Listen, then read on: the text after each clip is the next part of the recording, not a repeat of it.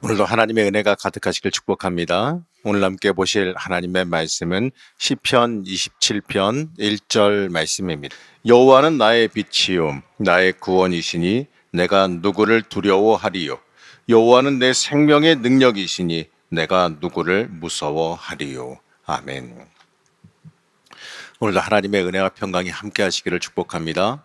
오늘 함께 보게 되는 이 시편 27편은 우리에게 참 친숙하고 또 잘 알려진 시편이지요. 복음성가로도 많이 불리고 있는 시편이기 때문에 더더욱 그렇습니다. 이 위기 상황 속에서 이 하나님만 바라보면서 이 담대히 고백하는 이 다윗의 고백이 우리에게 큰 위로와 힘이 되어주기 때문에 그렇습니다. 1절 말씀 다시 한번 보시겠습니다. 여호와는 나의 빛이요 나의 구원이시니 내가 누구를 두려워하리요. 여호와는 내 생명의 능력이시니 내가 누구를 무서워하리요.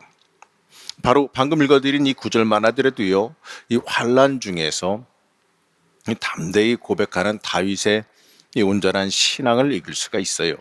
이 시편 27편의 내용은 이 다윗이 엄청나게 밀려오는 그 대적 앞에서 두려워하지 않고 담대한 모습을 보여주고 있는 겁니다. 이 다윗은 여호와 신앙을 선언하면서 이 담담하게 하나님의 구원의 손길을 기다리고 있어요. 이 엄청난 대적이 몰려올지라도 그 앞에서 당당하게 하나님께서 도우실 것이다. 이걸 외치며 서 있는 그 다윗의 모습이 너무나도 잘 드러나 있습니다. 자, 2절 말씀도 한번 같이 보시겠습니다.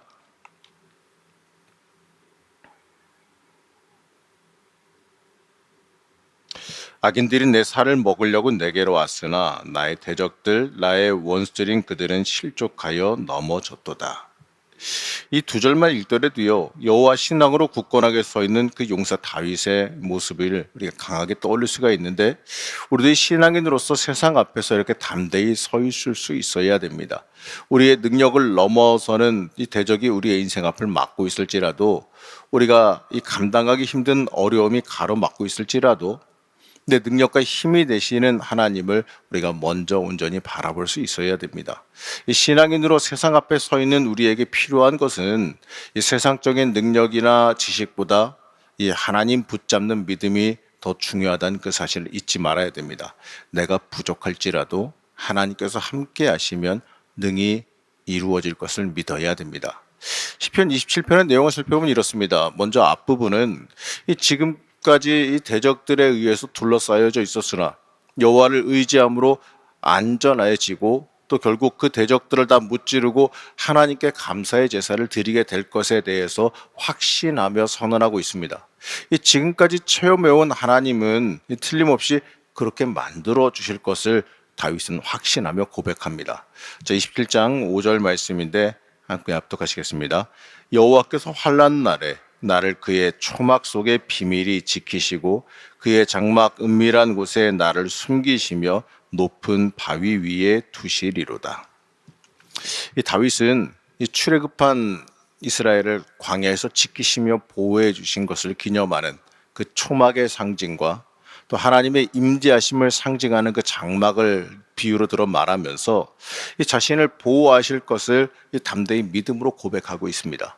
그리고 은밀한 곳, 이렇게 하는 말은, 이 은밀한 곳이란 말은 하나님께서 늘 가까이 계신다라는 상징 언어입니다.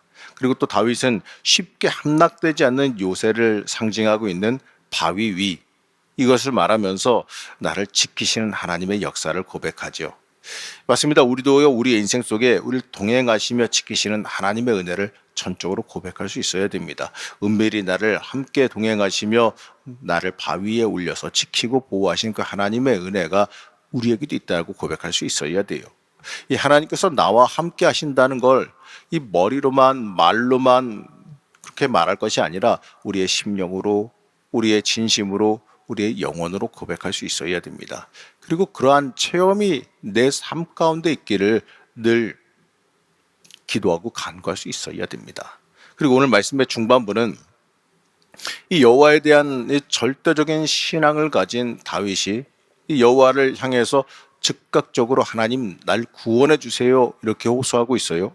자, 27장 7절 말씀인데 함께 합독하시겠습니다. 여호와여 내가 소리내어 부르짖을 때에 들으시고 또한 나를 긍휼히 여기사 응답하소서.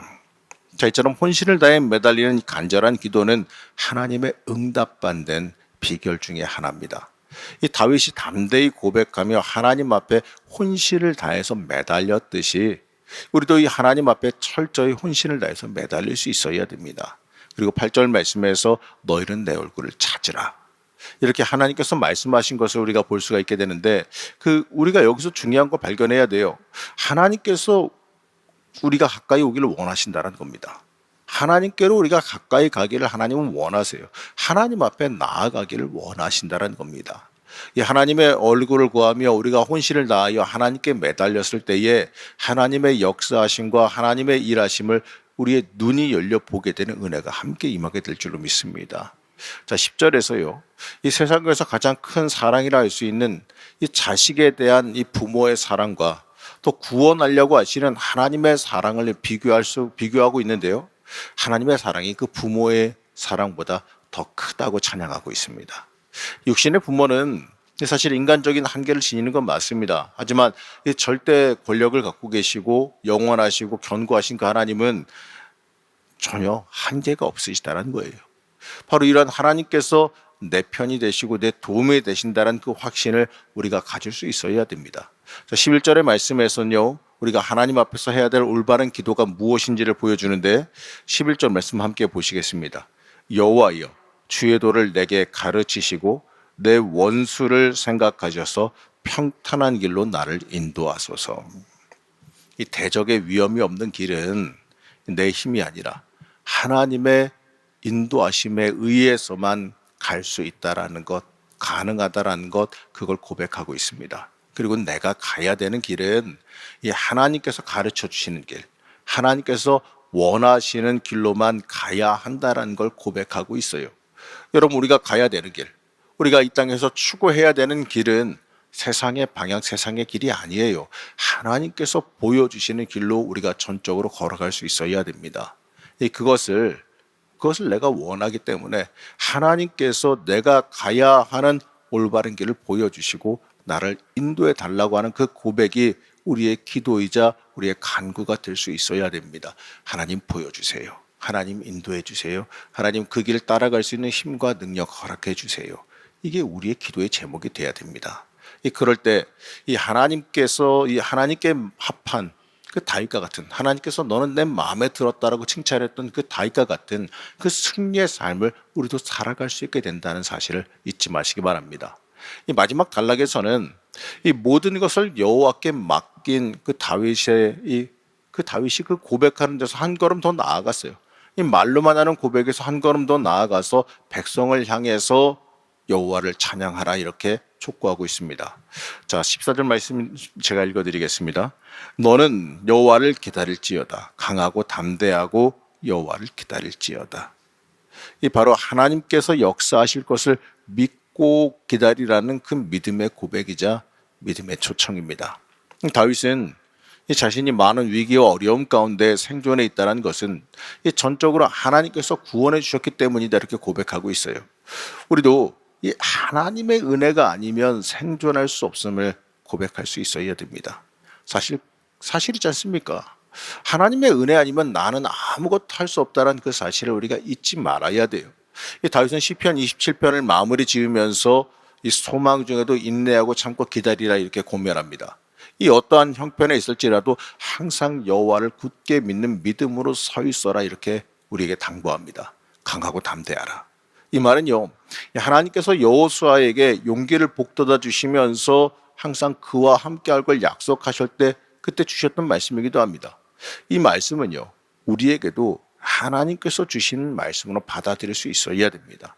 하나님께서 내 인생에 함께 하시기 때문에 인생 가운데 어떠한 일이 있을지라도 담대히 서 있을 수 있어야 됩니다.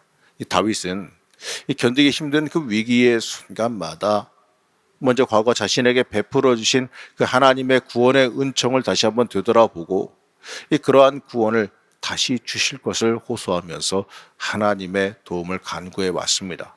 사실 위기가 눈앞에 다가온 그 급박한 상황에서요, 이 과거에 구원하셨던 그 사건을 기억하고 지금도 구원해 주실 것을 확신하며 전진한다는 거, 이거는 그렇게 쉬운 일은 아니에요. 왜냐하면 사람은 연약해서 과거에 받았던 은혜, 이런 걸 쉽게 까먹기 때문에 그렇습니다. 이 과거의 승리보다는 지금 당장의 고난, 지금 당장의 어려움이 더 크게 다가오기 때문에 이 두려움에 빠지기가 쉬워요. 옛날에 하나님께서 은혜 주셨으니 지금도 은혜 주시겠지 하는 믿음보다 당장 힘들어 죽겠는 게 더 눈에 다가오기 때문에 그래요. 그러나 우리가 잊지 말아야 되는 것은 얼마나 크고 위태한 일이 다가올지라도 그보다 더 엄청나게 더 큰 일도 해결하시는 그 하나님을 믿는 그 능력을, 그 믿는 신앙을 우리가 품어야 돼요. 하나님은 아무리 큰 게 다가오더라도 마음 먹으시면 다 해결할 수 있으십니다. 그렇기 때문에 그 하나님의 능력을 믿는 믿음, 그 하나님의 능력이 나를 구원하신다는 그 믿음을 강하게 품고 살아갈 수 있어야 됩니다. 우리도 다윗과 같이 고백할 수 있어야 돼요. 여호와는 내 생명의 능력이시니 내가 누구를 무서워하리요. 이러한 다윗의 고백이 우리의 신앙 고백이 되어야 될 줄로 믿습니다. 오늘도 기도하실 때, 그 고백으로 오늘도 기도하실 때 하나님의 역사, 하나님의 확신과 하나님의 위로와 하나님의 능력이 임할 줄로 믿습니다. 잠깐 기도하겠습니다.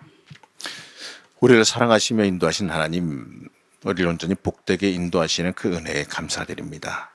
이 다윗과 같은 고백으로 하나님 앞에 온전하게 나아가길 원합니다.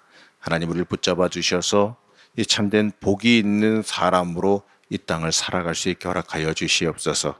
오직 하나님만이 우리의 생명 되심을 전적으로 고백하오니 아버지 하나님, 이 시간 기도할 때에 하나님의 놀라운 은혜와 능력을 체험하는 역사가 있게 허락하여 주시옵소서. 오늘도 기도하는 중에 하나님의 놀라운 은혜와 역사가 있기를 소망하며 거룩하고 존귀하신 예수님의 이름으로 기도하였습니다. 아멘.